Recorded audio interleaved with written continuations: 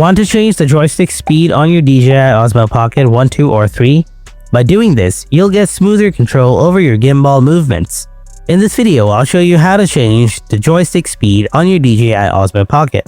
So let's get started. First, turn on the camera. Swipe down to bring the menu options. Now tap on the gear icon. Scroll down a little bit, and after that, tap on joystick speed. Here you will see two options like gimbal and zoom.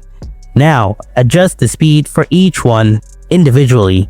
The speed is typically on a scale from 1, which is slowest, to 7, which is fastest.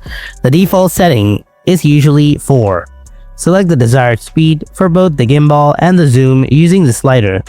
Then tap confirm to save your changes.